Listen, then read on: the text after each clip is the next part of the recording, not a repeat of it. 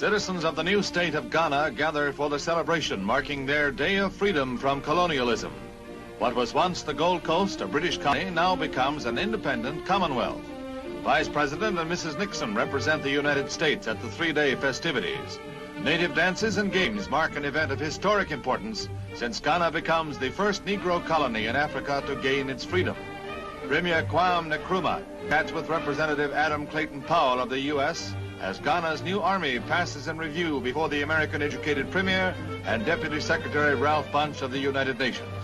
Another feature of the occasion is a beauty contest in which the fairest of the land compete. And here is Miss Ghana herself, first queen of a brand new republic. Reports, the man Kwame Nkrumah was a thoroughgoing communist, and in unofficial communications was even described by Governor Arden Clark as the local Hitler. You see, prior to Nkrumah's arrest, the British officials had drawn up a carefully constructed plan for the colony's slow and steady transition into full independence. Under this plan, the Gold Coast was to have what the British called a semi-responsible government, and for the first time in the country's history, there would be a general election to elect a new National Assembly and Executive Council composed of mainly African representatives. And in putting together this plan, the British officials had collaborated with an elite group of Gold Coast lawyers, businessmen, and academics who had long been calling for the reforms.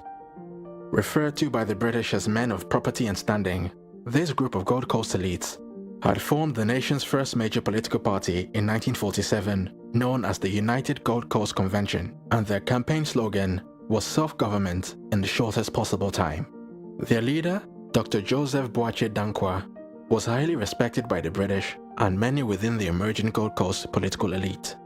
A bona fide intellectual, J.B. Danquah had studied law in the UK and was a qualified barrister called to the prestigious London Inner Temple. Spearheading the earliest push for Ghana's independence, Danquah personally prepared the first draft of his nation's new constitution and also suggested that the new nation be called Ghana, in honor of the 13th century Empire of Ghana, located in modern-day Mali. Looking to spread their message to the masses and build popular support for their push for independence, Danquah and his UGCC colleagues decided that they needed to hire a full-time organizer to help spread their message and galvanize the public.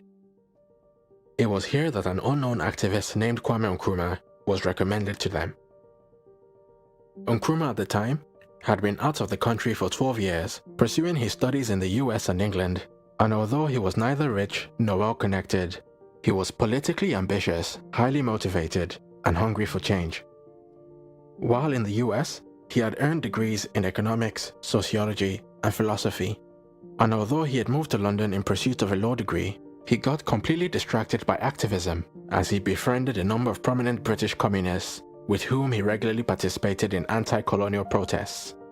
But while his activism was food for the soul, it wasn't putting food on the table. The young Nkrumah often found himself short of funds and was in desperate need for a stable source of income. And so when offered a job by Danquah's United Gold Coast Convention, he grabbed the opportunity with both hands and moved back to the Gold Coast.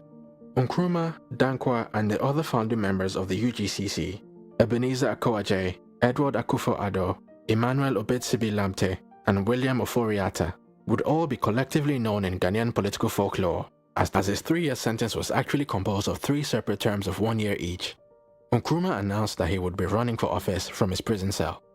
News of Nkrumah's participation in the elections would trigger a great wave of enthusiasm, which would see Nkrumah's supporters come out to vote for the CPP en masse. As expected, Nkrumah's CPP won the election in a landslide victory, leaving the colonial governor Arden Clark with a serious dilemma on the morning of the 9th of February, 1951. Although Nkrumah still had 3 years of unspent prison time on his sentence, the new reality was that he had just been elected to high office in a landslide victory by his own people. After weighing the pros and cons, the choice became crystal clear. Without Nkrumah's release, there would likely have been a mass uprising, which the colonial authorities certainly could not afford to have to deal with. And so after 14 months in prison, Kwame Nkrumah was released on the 12th of February 1951 to a massive reception from his supporters.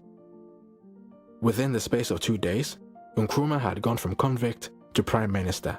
a development that will send shockwaves all around colonial Africa. The Deliverer of Ghana. His name would even be inserted into the lyrics of Methodist hymns, and special prayers would be written for him.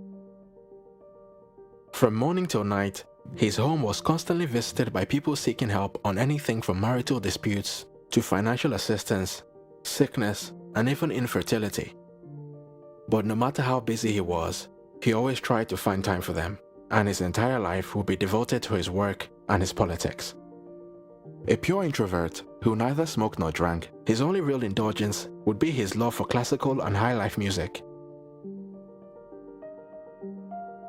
After a few more rocky years of negotiations, Nkrumah's CPP officially won independence from Great Britain, and thus the nation of Ghana was born on the 6th of March, 1957. Ghana's independence celebrations would be the most globally acclaimed African event of its time, as delegates from 56 countries arrived on African soil to share in Ghana's joy. And there was certainly a lot to celebrate.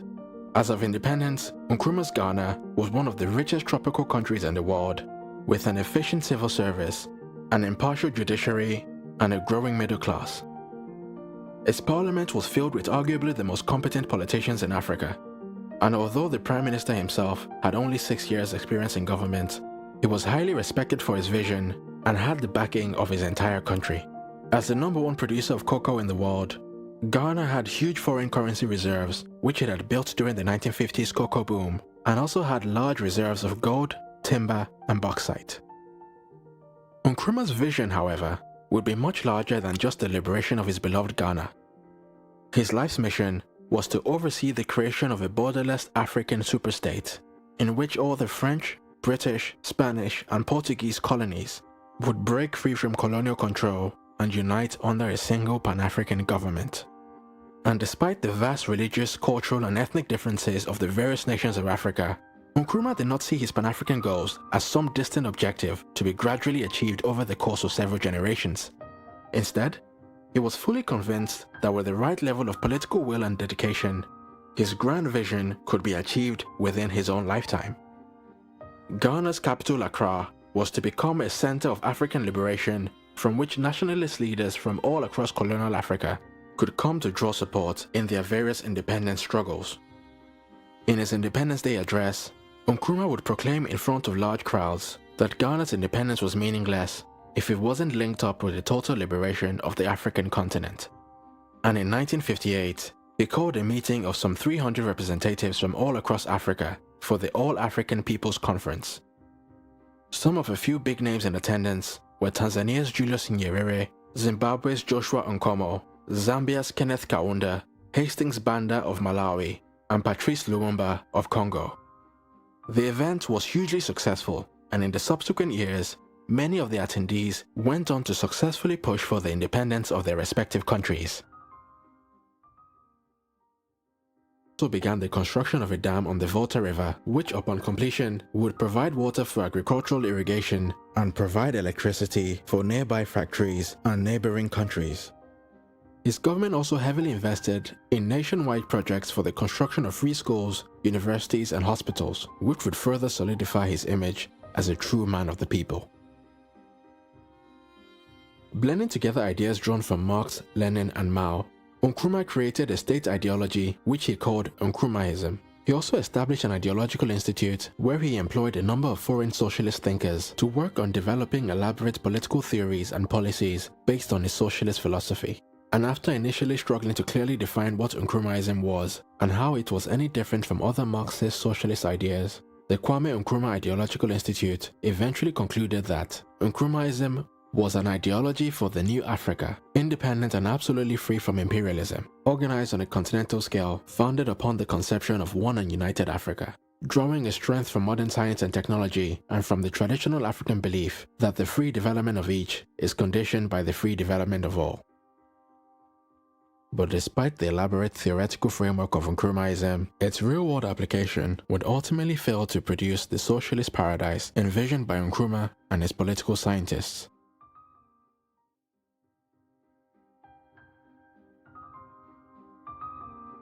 In its bid to rapidly transform Ghana into an industrial powerhouse, Nkrumah's government set out to execute a long list of major infrastructure projects, from shipping ports to roads, dams, universities, and manufacturing plants. Everything was to be built from scratch and built fast.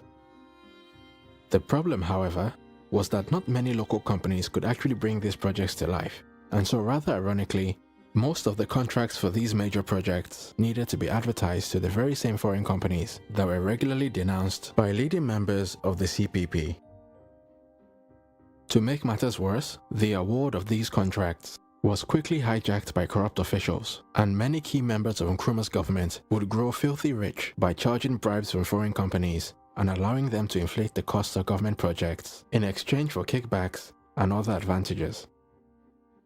And slowly but surely, an Orwellian animal farm society began to emerge, as Ghana's post-independence political elites began exploiting the new nation in much the same way as their colonial predecessors.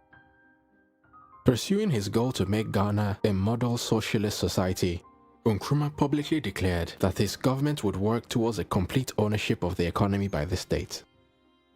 And in pursuit of this goal, he would set up a long list of government ministries and state-owned enterprises. And thanks to this very large and powerful government apparatus, pretty much every aspect of Ghanaian life was placed under the direct or indirect control of one government minister or the other. And with their extensive powers, many of Nkrumah's ministers began treating the resources under their control as their own private property, and a culture of bullying, bribery, and embezzlement would spread from the top to the bottom of Ghanaian society. From job applications to business licenses, and even the award of university scholarships, if you needed to get anything done, you either had to know someone in power or pay someone a bribe.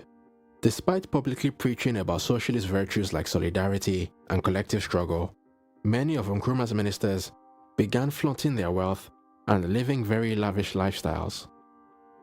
When questioned about why his wife chose to import a £3,000 gold-plated bed from London, Cabinet Minister Krobo Edusei would respond saying, "Socialism doesn't mean that if you've made a lot of money, you can't keep it." Edusei would later confess to owning 14 houses, a luxurious beachfront property, a long lease on a London flat, several expensive cars, and 6 different bank accounts. Following the sudden expansion of his own personal net worth, even Nkrumah himself would be accused of collecting bribes through a special company known as the National Development Corporation, which was set up specifically to collect a fee of 10 to 15% on the award of every government contract. Parliament, which enabled him to set aside the verdict, and at a second trial with the judge he had picked, all 3 men were found guilty and sentenced to death, although Nkrumah subsequently reduced their sentences to life imprisonment. In 1964, a second assassination attempt was made on Nkrumah's life by a member of the police force. Suspecting that the entire police service at large was involved, Nkrumah ordered the police to be disarmed, sacked several of so inefficient that despite their superior equipment, they only produced 1/5 of the total amount of cocoa that was produced by Ghana's population of small-scale peasant farmers. And so from being one of the richest countries in Africa as at the time of its independence in 1957, Nkrumah's Ghana was basically bankrupt by 1965. As a huge government spending spree of over £430 million or £7.6 billion in today's money had left the nation with huge unpayable debts, and the many government-run factories and companies that had received this investment ultimately failed to make enough money to pay back the loans due to incompetence, mismanagement, and corruption. Beset by rising prices, higher taxes, and food shortages, the general population was becoming increasingly disgruntled as the standard of living for unskilled workers in most towns and villages had fallen to the pre-independence levels of 1939.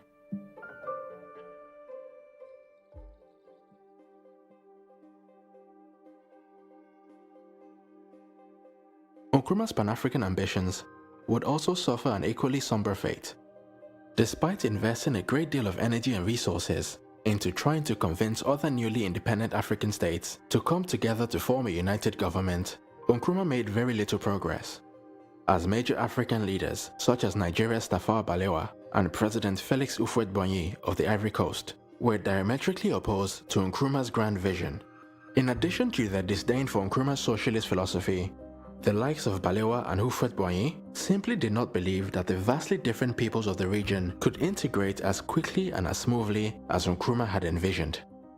And in the great battle between East and West, Nkrumah was very keen for African nations to build closer diplomatic ties with socialist nations such as the Soviet Union, China, and Yugoslavia, as opposed to the United States and its European allies.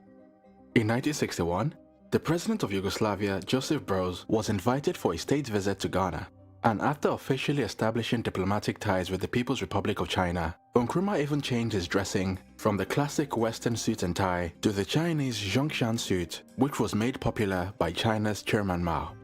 Nkrumah's unapologetic preference for greater African alignment with the Eastern powers would be a major cause for disagreement with the political elites in other English-speaking African countries such as Nigeria and Liberia, who preferred to maintain relations with the UK and US, as well as the vast majority of the former French colonies who preferred to maintain their alliances with France. This ideological divide would ultimately prove to be one of the biggest barriers standing in the way of Nkrumah's dream of a united African superstate. At a conference of African leaders in 1963 to establish the Organization of African Unity, Nkrumah proposed a formal declaration that all African leaders present would commit to the establishment of a Union of African States. But to his great disappointment, not a single attendee provided a declaration. Nkrumah would subsequently get into a heated debate with Julius Nyerere of Tanzania, who at the time was making plans for the creation of an East African superstate known as the East African Federation. Nkrumah also openly accused the leaders of the French-speaking African countries of being nothing more than puppets of French neocolonialism. As a result, the political elites in countries like Togo, Ivory Coast, Cameroon, Burkina Faso, and Niger would all begin to hold Nkrumah in contempt and begin working against his Pan-African project. But ever determined to make his Pan-African dream a reality, Nkrumah allegedly began sponsoring opposition groups in neighboring countries in the hope of overthrowing governments that opposed his Pan-African ambitions. After Ghanaian agents were implicated in an assassination attempt on Togo's president, Sylvanus Olympio, 7 African leaders threatened to break off diplomatic ties with Ghana. In 1965, a political dissident who had been trained in Ghana attempted to assassinate President Hamani Diori of Niger. Responding to accusations and criticisms of his government support for this subversionary action, Nkrumah simply responded that there would be no need for subversion if the government of Niger would support the creation of a Pan-African government. Now with a growing list of both international and domestic enemies, Nkrumah moved to protect himself by tightening his grip on power even further. In 1964, Nkrumah decided to turn Ghana into a one-party state and upgrade his office from president to president for life.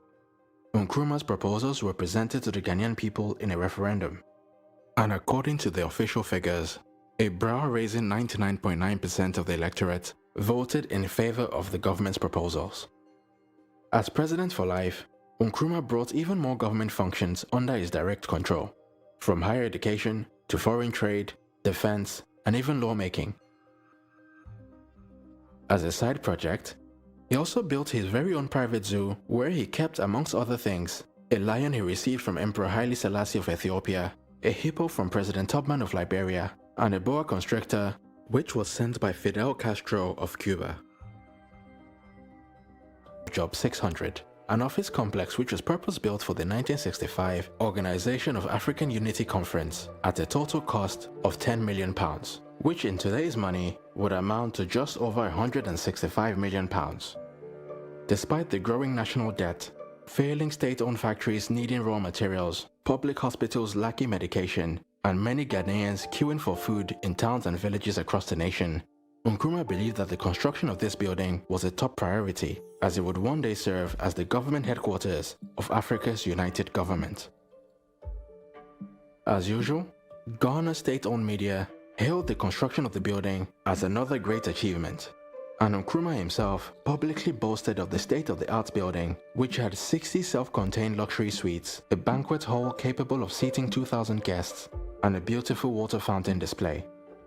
However, the OAU conference itself would be a complete disappointment. By 1965, Nkrumah's foreign policies had alienated so many other African governments that very few were actually willing to attend. A group of 14 leaders led by President Felix Houphouët-Boigny of the Ivory Coast, decided to boycott the event in retaliation for Nkrumah's support for opposition groups within the various countries. Only 13 heads of state attended the event, and in the end, when Nkrumah asked all the attendees to declare their commitment to the creation of a united African government, not a single leader agreed to make a commitment. Nkrumah's popularity was now at an all-time low, and shortly after this public humiliation, the wheels were set in motion for his eventual demise. By early 1966, the terrible state of the economy and the eye-watering levels of corruption and mismanagement that had embedded itself into every aspect of the government meant that Nkrumah's only political allies were those who were directly on his payroll. Feeling increasingly paranoid after 2 assassination attempts on his life, Nkrumah began meddling with the one institution in Ghana that was still powerful enough to stand up to him. Looking to prevent an army revolt, Nkrumah began trying to subjugate the Ghanaian army just as he had done with other institutions. CPP spies would allegedly be sent to infiltrate the army, looking to identify potential traitors. Nkrumah also demoted a number of high-ranking officials, restructured the army, and set up a special presidential guard regiment devoted to his personal protection. With the government's popularity at an all-time low, and their own personal interests at stake, a coalition of disgruntled army officers plotted and successfully overthrew Nkrumah's government while he was away on a diplomatic trip on the 24th of February, 1966.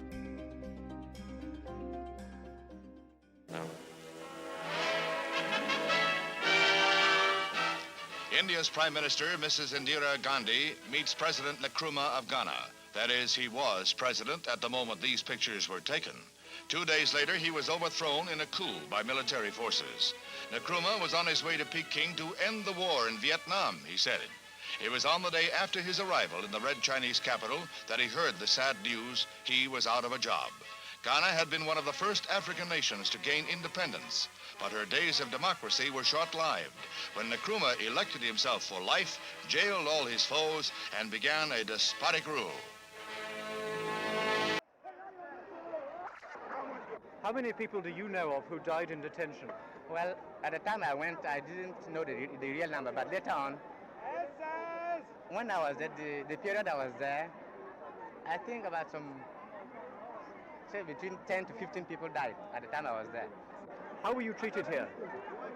Before I was sent to prison there, I was in chains and handcuffs for 16 good months. Were you in chains and handcuffs all the time? Yeah, for 16 good months in the place here. How did you feel when you learned you were going to be let out? Oh, I'm very happy, sir. How long were you in detention? I've been in detention for nearly 5 years now. How did they treat you? Well, I was not so badly treated, but the lockups were too much for us. We were kept in custody for about 3 months without giving any air.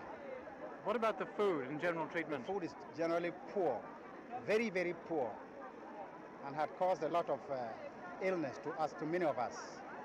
What did you feel when you heard you were being allowed out? I felt that probably the army might have taken power. Otherwise, the wicked government would not permit anybody to be released, because we were told that we would remain in detention for the rest of our lives.